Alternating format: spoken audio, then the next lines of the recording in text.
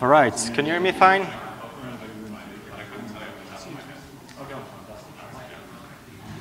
Okay, so the clock says 12 o'clock 00 there, so it looks like we're going to start on time. So when it's noon like this, do we say good morning or good afternoon? So I'll start with welcome, everyone. That's of the good morning, good afternoon question. Thank you for attending. Thank you for attending the talks. It's always nice to be present in the room here. Before I start and before I even pronounce the title of that track, I'd like to go one slide back. And the Fedora booth in the main hall is having this nice piece of cardboard there. And you can go there and read it and pronounce it however the way you want. So that's why I'm not trying to influence you by just saying the title before you get a chance to rehearse what you're going to say when you go there. And it's going to be recorded, and then it's going to be hosted on the platform that is mentioned here. So I'm giving you, 5-10 seconds to think about how you pronounce that, and then we get started. For, the coming 10 seconds. All right, everybody else knows how they can pronounce it? So welcome to the state of pagure. Yeah, that's how I pronounce it. This is a talk which I gave, well, I haven't given this one for a little bit of time now. The idea is basically to try to go back about what's pagure, what have we done to it, how does it look these days, and what are we planning on turning it into. So the first question is always like, so the first question is how do you pronounce it, and the second question is what does it mean? So I'm taking a step forward in that. This is an hermit crab, and in the Latin name for that is the Pagurus bernardus. And the French word for the pagurus, so the family pagurus, is pagure. And you can actually, there is a source for that. So if you go on Wikipedia, the French page on pagure, you won't get the platform. It's all about crabs and hermit crabs. So why are we speaking about hermit crabs at DevConf, IT conference? Well, one of the ideas of pagure, and it's still something which is in my mind, we got somewhere there, probably not 100% of the way. But the idea was that you would be able to host a project on different pagure instances, and you would be able to move your project from a pagure instance to another one, exactly as the hermit crab is moving shell as it grows up. So you would have something like, I have a small project, pagure.io, it's moving, it's growing up, I'm making more project, my company says, well, let's host our own pagure instance, and then you can move your project, ProQuest, tickets, source, documentation, and, well, the release probably needs to be script, but you can move basically from your project from pagure instance to pagure instance, or you could maintain one project in 2 different instances. That's a little bit some of the ideas that started with that. So to achieve that, basically, one project on pagure corresponds to 4 Git repositories. You have the main one, which we all know about and interact, which stores the sources. So it's just the one that, everybody clones, everybody interacts with. You have one about the documentation, and that's then displayed on, for pagure, it's displayed on, for pagure.io, it's displayed on docs.pagure.org. You can put there REST files, Markdown, HTML, or simple text files. And in which just for REST and Markdown, we process them and render them. If you put just HTML or text, we just give them as they are. And we also have 2 other ticket repos, which are one storing the ticket's metadata and one storing the ProQuest metadata. And so that's quite handy, and I'm going to start by the bottom here. We have some toolings that are being built around pagure. One of them is a small pack-off tool that's also present on pagure.io, and who lets you basically interact with these two Git repos here, so that when you're offline, so I'm thinking when you're on an aircraft, when you're on a train, I know that 4G is getting more and more available in this medium, but not all the planes or not all the trains have it yet. And so when you're offline, you're actually able to interact with your ticket system. You can pag-off clone your ticket repo before you leave, and then when you're on the plane, you just pag-off, list, give me the project, specific project, you get all the tickets, you can see which one you can view, a specific one, you can add comments, you can close, you can filter the list by, okay, I just want to see the tickets which are assigned to me, and then I can just work on it when I'm in this train.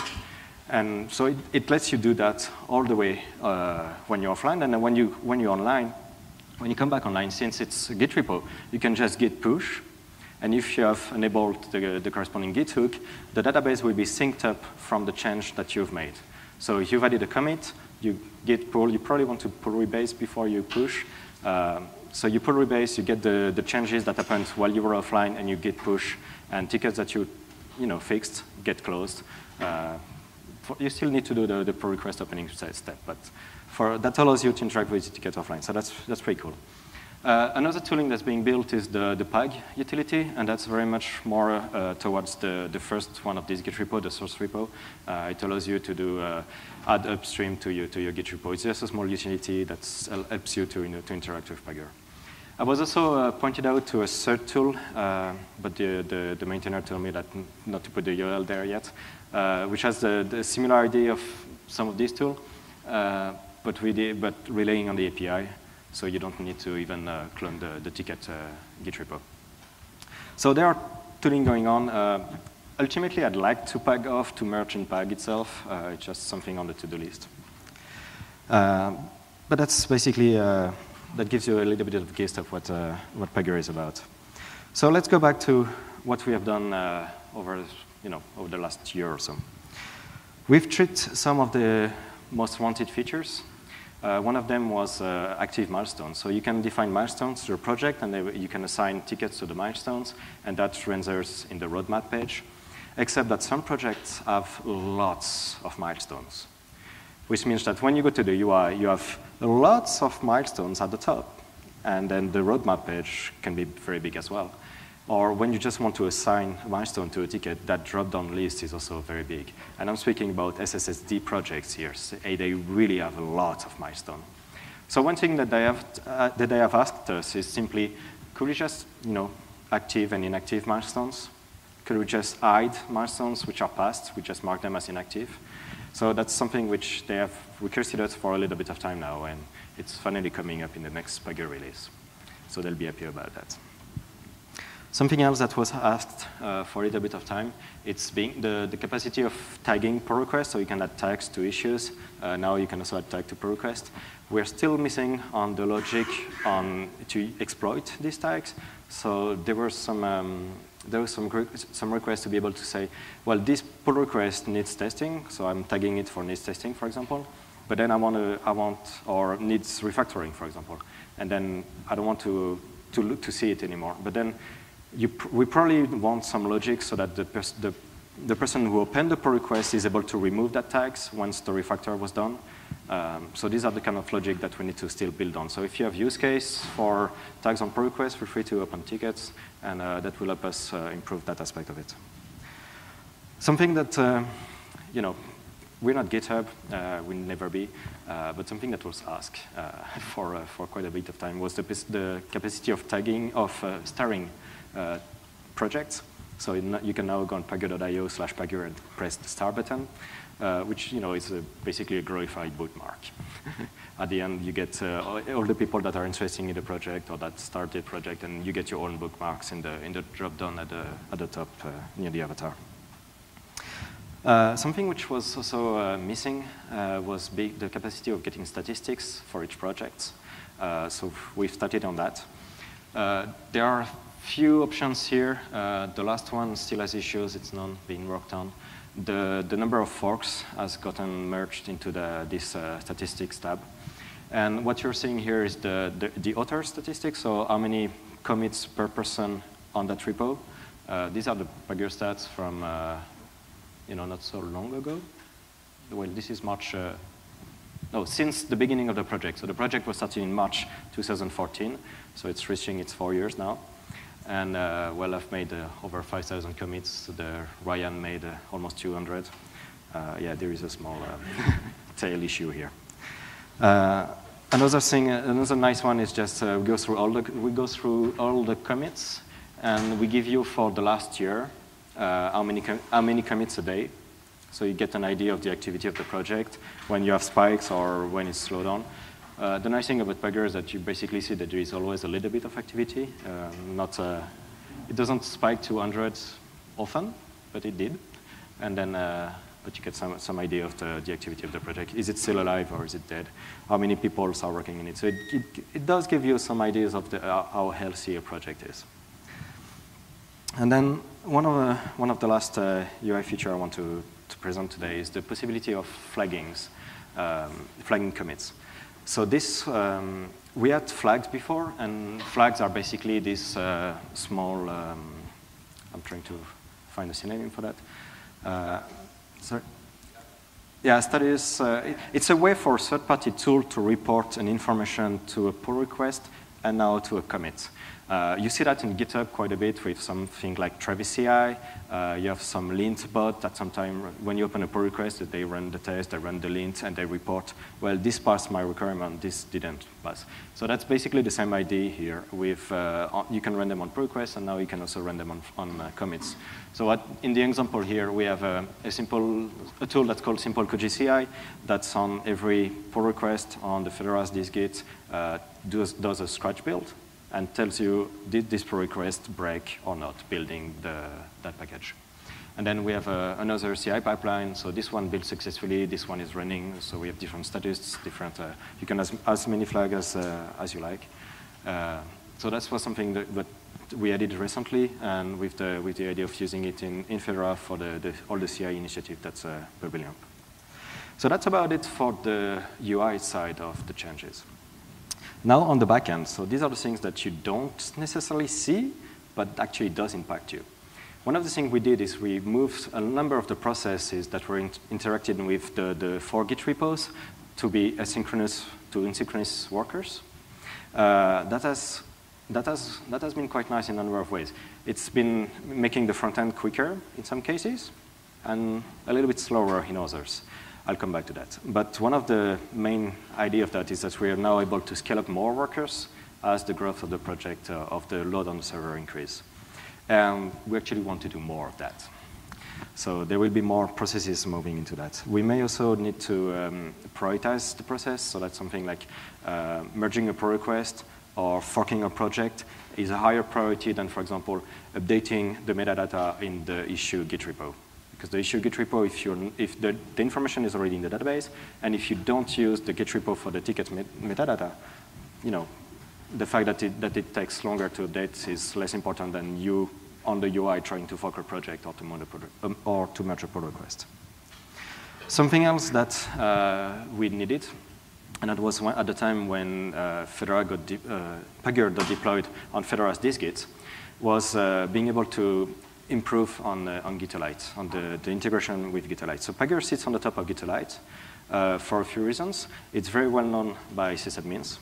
It's audited. And we have had the case where a number of people were actually happy to deploy pagure on the top of an existing Getalight deployment. So that makes things easy for them as well as for us. Except that when we deployed pagure on the top of dist-git, we ended up with 20,000 Git repos. And generating a single Getalight config file for all the 20,000 Git repos was taking a little bit of time.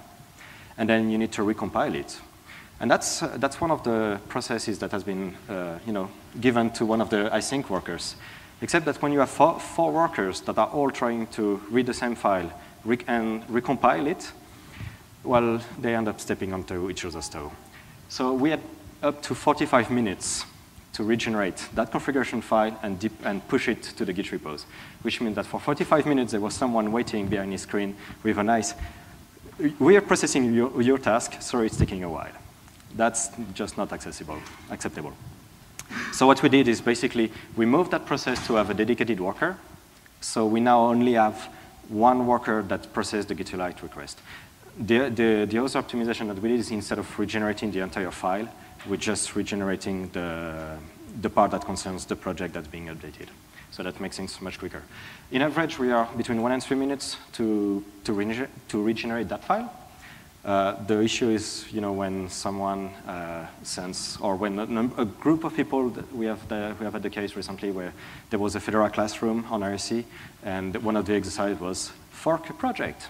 And everybody went and forked the project, so the queue grows up, and the first one got 1 to 3 minutes waiting, and then the second one had to wait for the first one to finish before its task would be processed, and so on and so forth. So it's better than it used to be, but depending on the amount of people that are trying to do the same thing as you are.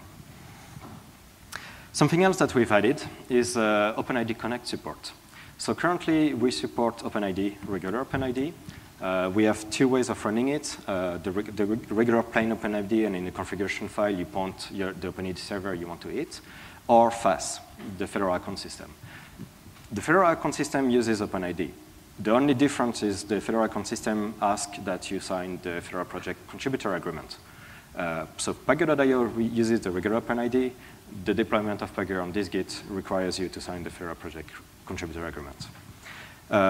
You can also use local accounts. So Pagure has a user table with passwords, and they are hashed. So you can create your accounts. You can validate the emails by email your account and then have it created. You can use something like Epsilon, which is basically what the Fedora infrastructure runs. And Epsilon imagine it as a bridge between something that stores user information, LDAP, FAS, local user accounts, and a number of protocols that includes SAML, openID, openID Connect, and the old Firefox protocol that has been deprecated since. But so openID Connect, we could move to it. We actually will probably move to that sometime soon.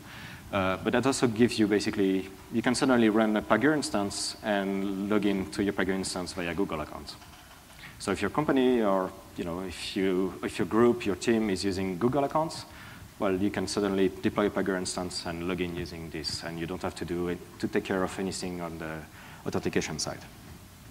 And yeah, I don't know if you can all see it. This was the openID integration was the work of Slavek, so kudos to him. Something else we worked on is the possibility of checking out ProQuest locally. So that was also one of the long-standing requests. The idea of, I have a pull request, and I can review it in the UI, but I would like also to review it and run the test locally. Before, you would add the fork as an upstream, pull the branch and diff and see how it goes. We now use basically the similar structure that GitHub does, where you can just add a line to your git config and fetch, and it will fetch all the reference corresponding to the different pull requests, and this reference is updated as the pull request is updated. There is also, this is a screenshot from the documentation page of Pagure itself, so docs.pagure.org/Pagure, and there is just on the screen was too small, the screenshot was too big, so just underneath there is a small utility function you can add to your bash.rc file, which allows you to get a single pull request without having to download all of them, which is the case there, and which is the case there. So this is my local Pagure clone, and these are basically all the pull requests, all the heads, all the reference, git reference to all the pull requests that have happened in Pagure. So the little bash.rc script is handy for that.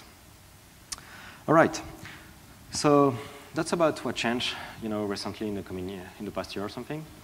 So what are we working on these days? Well, one of the things we've been working on is trying to get the ticket queue a little bit lower.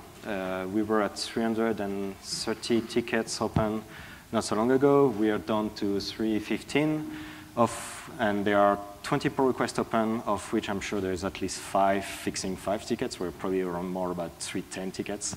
So I'm happy about that because that means that we are managing to get the ticket lower because, as we close tickets, some others are being opened. So I'm happy to see that ticket queue got lower. I hope that we get under the 300 at one point this year. That would be nice.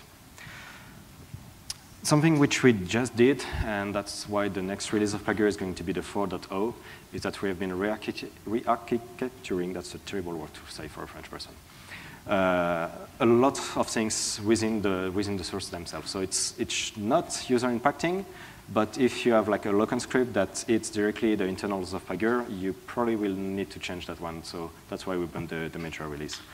One of the ideas is to make it easier to maintain.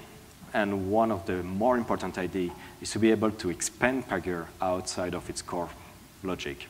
So Pagure is using Python. It's written in Flask. With these changes, it's using blueprints. And one of the ideas is that you will be able, at one point, to define blueprints that are stored external of Pagure, and that will be embedded in Pagure. So very much like a plugging system.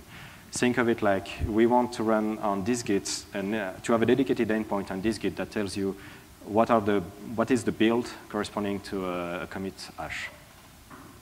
Well, that's not something I want on pagure.io. It doesn't make sense to have it on pagure.io. I can't do it in JavaScript, because cross-domain queries. So Koji is not going to be Koji has an XML RPC endpoint, and it's running on a different domain than our pagure instance. So the JavaScript request is going to be at least tricky, if not just impossible. Having a dedicated endpoint, API endpoint, means that I can actually, in JavaScript, create my API endpoint. That one queries Koji, gives me back the output, and I can display it to the user. So this is the kind of extension that we could build with the re-architecturing that we've done here. Something that's on our plate is the Python 3 support. So the way we're going to do it is we are currently running using Python 2, and we are using Redis as a queue system to communicate between the different workers. And we're going to migrate a number of workers back to a Celery task. So being able to, we had multiple services. We are going to move them back into a Celery workers type. And that allows us to get Python 3 support since Celery does it, and what we're using currently does not. I just would like the screen to come back if it didn't mind. There it is. So the idea is that currently we are Python 2 using Redis. We will be working on getting Python 2 and IMQP. And if you want Python 3, it will be IMQP only. So this is the current plan. One of the reasons is that one of the services that we are using will not be able to be migrated to Python 3 with Redis. So you would be able to run that one on the side. You could run Python 2 with Python 3 with Redis for all the services except for one that you run on Python 2, or the other way around. You run Python 3 as the server, and that service is at Python 3 with IMQP, or you just go the entire Python 3 IMQP route for the entire project. And we are working on getting continuous integration in Pagure. We are working with Brian, who is sitting next on the last row there. Hi, Brian. To integrate pagure.io with ci.centos.org.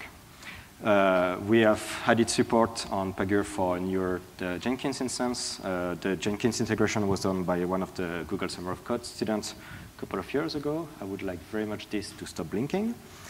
And the way it integrates with Jenkins was such that it didn't support newer Jenkins systems. So we fixed that. We now support a wide range of Jenkins servers.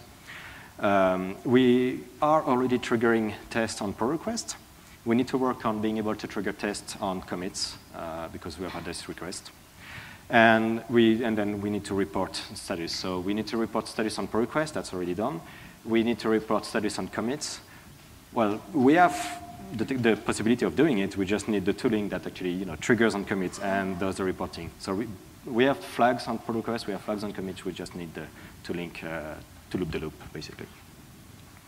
As an example of a CI tool on Pagure, this is on the Fedora dist-git, and this is the simple Koji CI that I already presented a little bit earlier. On a pull request from 6 days ago, and the screenshot is from 2 days ago, 1 or 2 days ago, so it's less than a week old. You get a pull request changing something in the requirements on the Python package, and well, Koji says that's builds, so ship it. It builds, so ship it. This is just a first service. We want to build more services on the Fedora dist-git that are publishing test results. We want to run more tests. We want to run more services. But we wanted to introduce this simple idea of does it still build? As a first step towards does it still run? Does it still behave as we want? And move on from there. So one of the things that we have at the moment is the number of deployment, the number of Pagure being deployed. Well, we have the one on pagure.io. That's for everyone to use, upstream projects. There is no requirements, just you need a Fedora account to log in. That's about the only requirement there is. There is one on dist-git, so that's src.fedoraproject.org. This one requires the FPCA. There is one on upstream first. That's maintained by our team over there. Hey, team. That's used for an initiative from Red Hat to publish tests in Fedora. If you're interested by this, there is a talk in this room at 2:30. I highly encourage you to join. And we actually have Pagure instance deployed outside of our Fedora Red Hat family. I have actually the name of the company that runs it in their infrastructure. For the infrastructure folks, they store Puppet recipes in there and the MOV tools that they use to deploy. I have asked if I could name the company, and I did not get an answer. So if you are curious, I can tell it to you, but I won't put it on the recording. So that's how it looks today. So what are we going to work on tomorrow? Well, we still want to work on this collaboration with Brian up there between pagure.io and ci.santos.org. And ultimately, we would like to make it as easy to run tests on Pagure as it is to run tests on Travis on GitHub. So we want to be able to just drop a file in your Git repo, and we will run it in ci.santos.org. As simple as that. We have multi-arch support over there. We have multi-distro support over there, which Travis does not have. Yay! I'm not sure I should say that on recording, and just in case they listen. We have more things coming up on the Fedora side of it. We have currently what's called the Atomic CI pipeline. So every time there is a build, there is a commit made on one of the packages that is in Atomic host. It's being built. It's being composed into an atomic tree. It's being composed into a QKO image. That image is being boot up, and tests are being run on it. That's currently what's going on. We have already test flat, and that comes back to Fedora dist-git. On the top of that, but that's a very small set of packages because A, you need to be on Fedora Atomic host. So that's already 350 packages out of the 90,000 Git repos we have. And of the 350, only the one that have tests are actually running in that pipeline. But we have a number of packagers, and we have a number of packagers reaching to us, like, I want to add tests to my packages as well. So we're working on doing a package-level testing pipeline, which would be available for every packages, and which probably will trigger off Koji builds, so that the pipeline doesn't have to care about building itself, and that we are sure that what we're testing is actually what's going to be shipped in Fedora at one point. So we want that on a Koji build, and we also want that on pull request, so that you as maintainer can say, well, every change to my project on this Git, and that's an option for every project up there, to say every change going to that project must go through a pull request. And what this is going to do is simple. It's going to remove everyone commit access on the main project, on the Git repo. So everyone but Relange will not be able to write on the Git repo. And every change that you want to do there will have to go via a fork and a pull request. And once we have this, basically, we have pull request testing, so you just fork your RPM project, do a pull request, it's tested, and once it's tested, you can say, well, okay, let's merge and let's roll with it.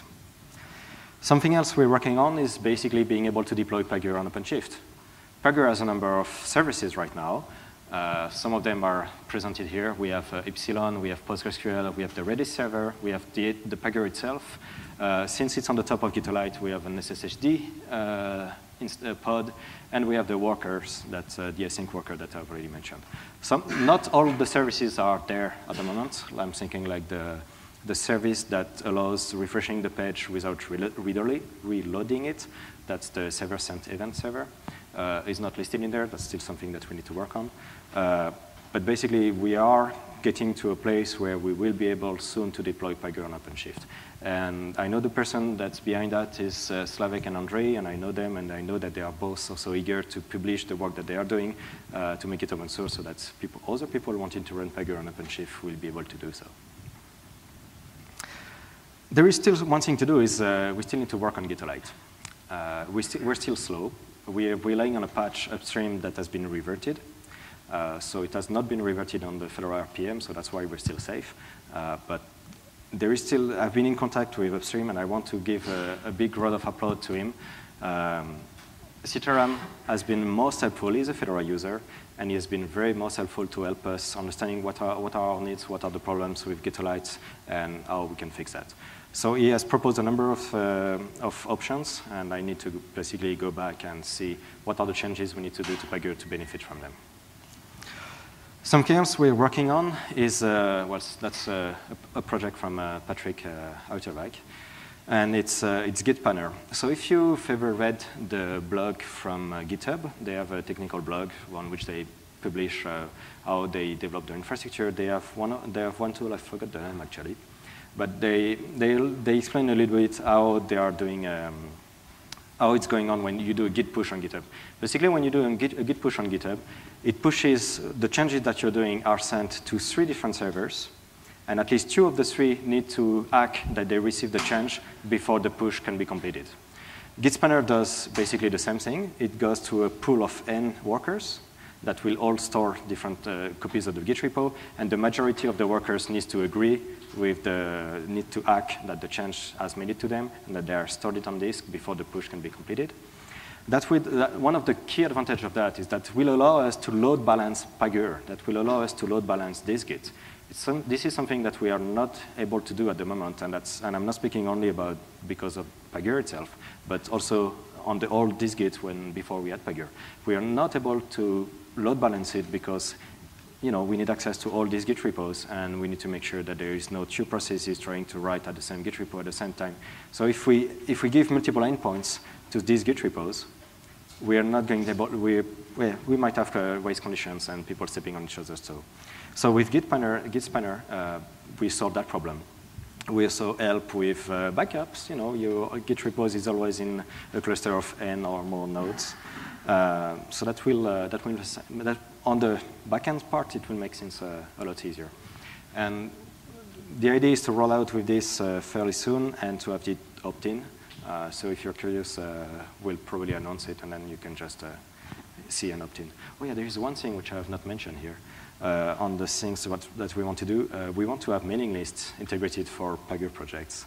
So currently, if you want mailing lists, we basically have still the old Fedora hosted domain name, and we would like to have a list.pagure.org or list.pagure.io that would be also HyperKitty based, so that if your project is hosted on Pagure, you would be able to have a mailing list to reach your users, and then we could finally have a pagure-devel mailing list or a pagure.announce mailing list so that people could, learn about new releases of Pagure or discuss about issues that they have had. So before I finish, I would like to give some final thanks, and this is basically to the contributors in Pagure. I went to the different Git tags. I went through basically 3 of them. And I looked at how many contributors I had. I just did a Git short log. So there is redundancy in there. I know that I'm listed at least 2 or 3 times because I use different email addresses.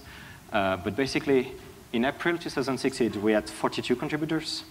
In June 2017, so a little bit a little bit more than a year after, we had 96 contributors. And today, we have at 116. So I would like to thank all of these 116 people that contributed to Pagure and made it what it is today. Based on that, I'll be happy to answer any questions you have.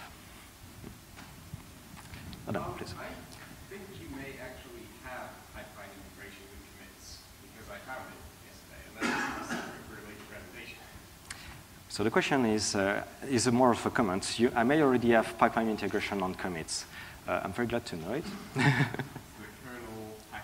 Oh yeah, so what on this Git, so it's not using, so there, Adam is showing me a page about the kernel. So if you go on ssc.project.org/rpm/kernels and check out the F26 or F27 branches, on the commits tab, you're going to see green and red dots. And those are basically the outcome of the atomic CI pipeline. And so we have some sort of per commits feedback mechanism in place that's very specific to this Git. It's, so Pagure already allows you to have custom templates per project. And this Git is basically using a custom template for that page, which contains JavaScript that is checking for every commit present on the page if there is an atomic CI result, yes or no, and is giving you a small red or green dot according to the test result. And if you go on the details of the commit page as well, you're also going to see a small box that says atomic CI passed or atomic CI failed. Now that's all JavaScript. It is present, but it's not using the functionality that we have added to Pagure itself. Question? So first, congratulations. Thank you.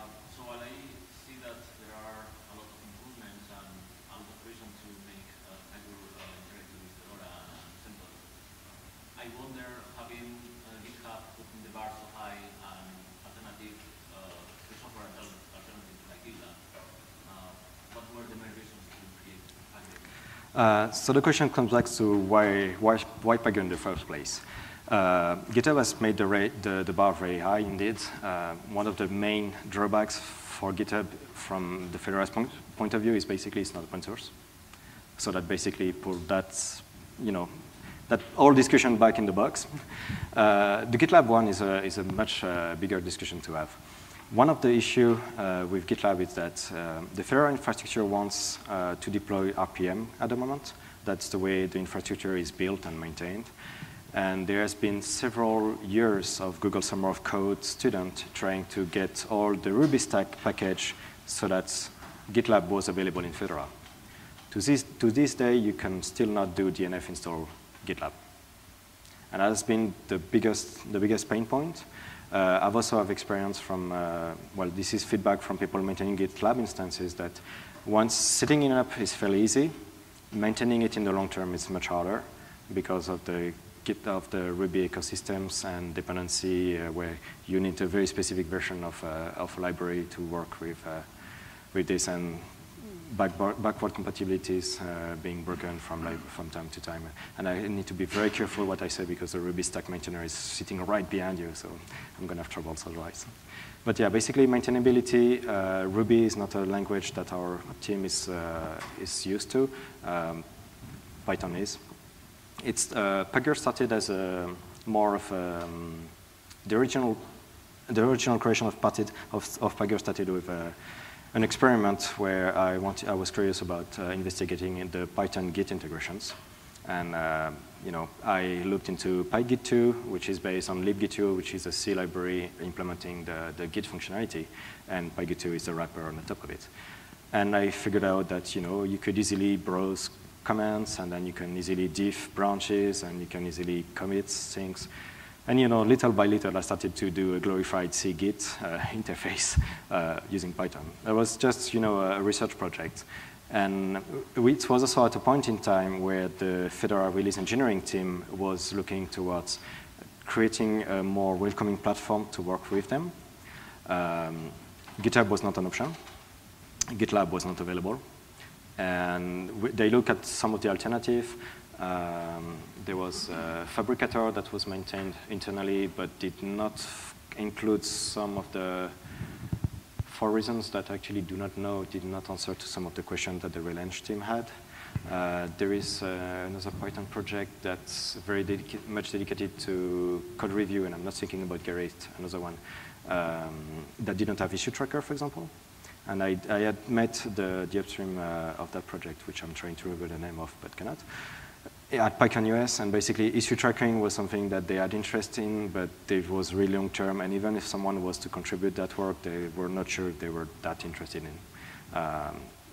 So Relange considered a number of options, and I was at the time where I was like, well, I have something that needs some work, but provides the basic functionality you're looking for. I'm not going to work more on it. It was my research project was what, at the point I wanted it to be, unless you actually need it. And they figured out that we can tweak it the way we want. It fits our requirements. It's RPM. It's Python. Team knows it. The fact that we can tweak it the way we want was also very much a selling point for them. Fed message integration, for example. Those have been the reason why the range says, well, if you want to go for it, go for it. And there it goes. Kevin. So you mentioned that the pull request only workflow. So is this something you want to enforce in Fedora these Git? And if yes, do you think that this is not actually going to be against the goals that we want to simplify contributing to attract more contributors? If I have to create a branch for every little change to the package and learn my own pull request, so that if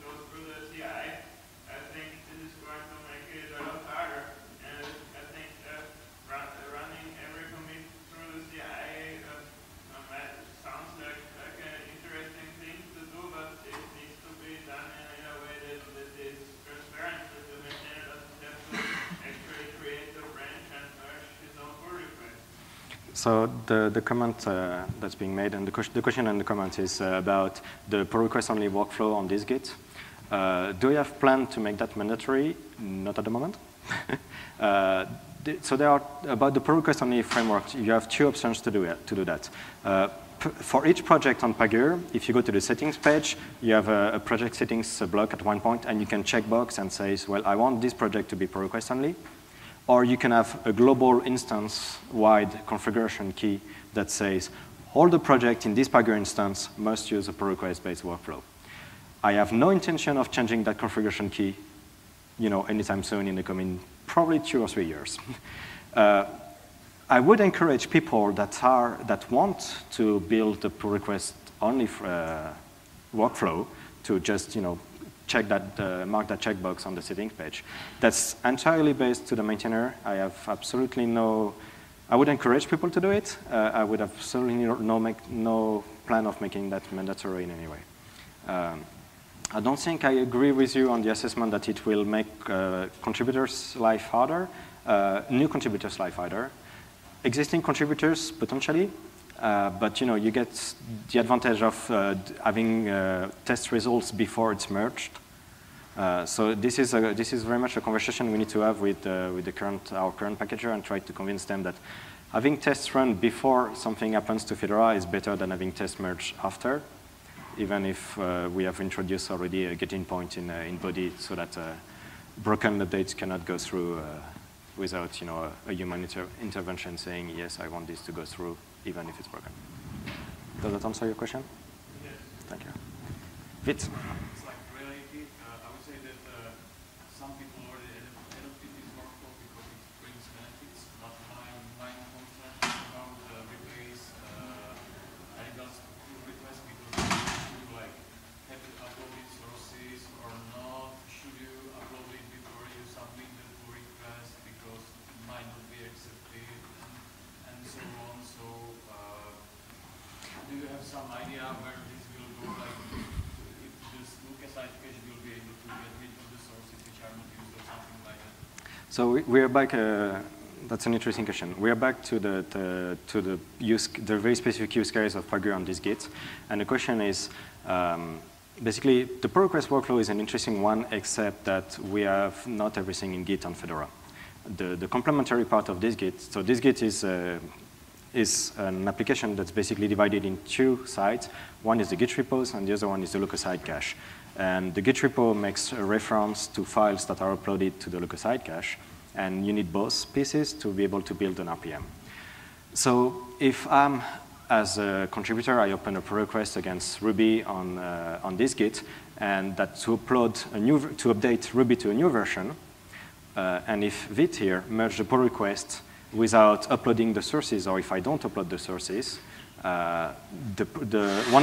one of the two sides is going to be broken because I will be referencing a file that does not exist.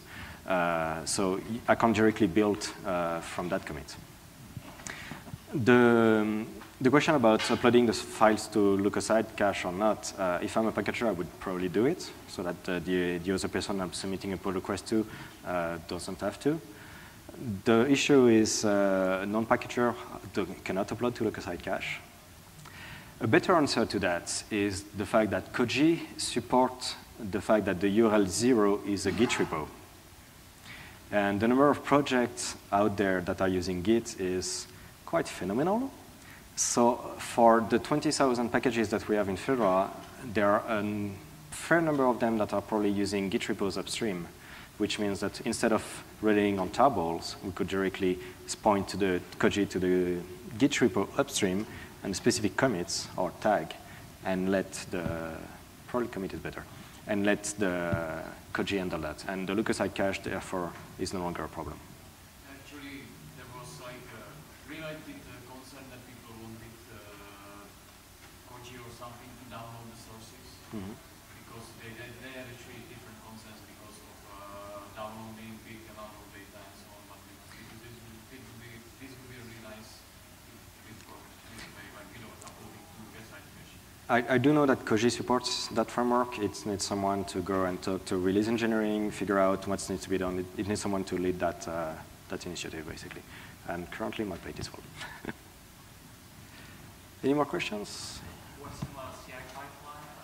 Any plans to be able to trigger dependencies when you make a change to the project or package and you have some dependent? So the question is regarding the CI pipeline and if we plan to trigger tests that are depending on the package that we are rebuilding, for example. So in the same way that Kosher rebuilds dependent packages, being able to run tests of dependent packages. This is something that we have started to talk about. We don't have a clear path forward at the moment. I would very much like to reuse Kochei's engine for that because it already computes all the dependencies for a certain package just to be able to rebuild them. So being able to extract that, that core functionality and use that to retrigger tests sounds definitely interesting. We are still at the stage that we want to convince packager to add tests. So baby step. Let's add the test, run this test, and then pile on how we run more tests based on other people's tests. Yeah, we're still in the very early stage of CI in Fedora. I hope that next year, when we stand here, we have a better answer to that, or an actual implementation of it. More questions? More feature requests? Bugs? No, there's no bug, only random features. What's first? I have been talking about Pagure to quite a lot of people. So there are a lot of people who clone repos using the HTTPS link. And they try to push via HTTPS and they get a format. So the question is about pulling and pushing via HTTPS. That's something that we actually discussed in the team recently. Moving Pagure to use openID Connect may answer this one. One of the key problems of the HTTPS is how to authenticate the user. In Fedora, the only place where we want user to enter the username and passwords are Epsilon, id.fedoraproject.org, FAS. And suddenly because FAS does not support Epsilon at the moment. That's it. These are the only two places where Fedora contributors should enter username and password. Pushing via HTTPS means providing a username and password to an application that is neither Epsilon nor FAS. And that's problematic. Moving to openID Connect may leverage this because openID Connect brings tokens. And therefore, we should be able to authenticate the user via an API token that is neither the username nor FAS password. I'm hearing something here which I'm not hearing. You're very far away, Matt. I can't hear you. Sorry, it doesn't fly to here. Kerberos is one ID. Well, yeah, we need to figure that out. We started speaking about this. We need some more. I had someone from the company that I was referring to. He was asking if we could get direct LDAP support in there. So currently, I save myself the trouble of dealing with LDAP by saying, look, Epsilon is doing it for me. And it uses all these nice protocols that whole user application could then look into instead of having to deal with this LDAP stuff. But if the corporate world wants LDAP, and if that's the case we need to do for Pagure, then we'll have to make that call. And then, maybe Kerberos will come into that. You had one question, I believe. Is there a feature that you would like to see in Pagure that, for whatever reason, you couldn't implement or didn't have time?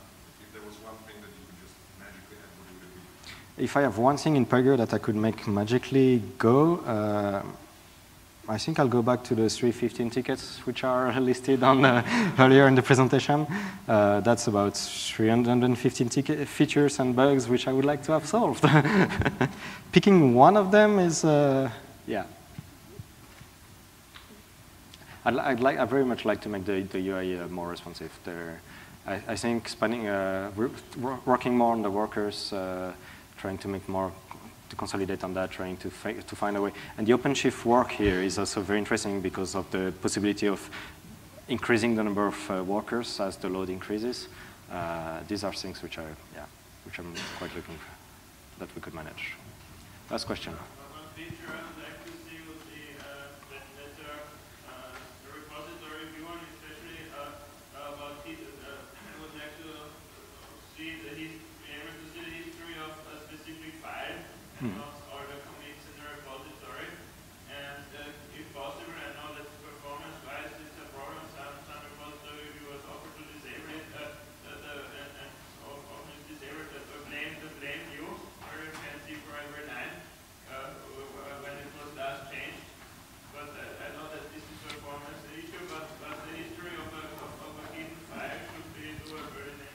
So we have, there are two therapies are the possibility of seeing the history of a specific file and possibility of viewing basically git blame, which for every line in a file gives you the last time it was changed. Git blame is already supported. The git history for a certain file, not. So one of the advantages of using pagure is that it nicely builds on top of libgit2, which is a C library, and that's fast. The issue with pagure is that it does not implement everything that's present in libgit2, and that's annoying. And so we have some limitations, and there are some things which I don't want to do via, for example, subsystem calls, like rebasing a pull request before merging it. That would imply running an actual git rebase, and I don't want to do that. And I discovered recently that libgit2 has the functionality, but pagure does not. We need to get that in. Seeing the log, seeing the history of a file, there is a ticket for that, I believe. And we need to see if pagure has the functionality, and if it does not, then ideally it would be added there. But that's the place where we are a little bit limited in what we do, and I need to learn C. If people want to teach me C and Python integration, come to me. I'd love to learn C and Python integrations. Any more questions? Otherwise, thank you for joining, and keep using pagure.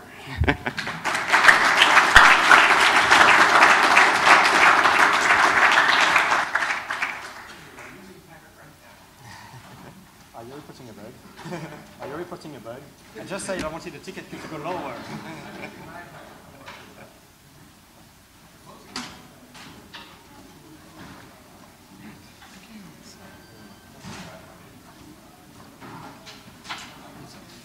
It's muted, okay.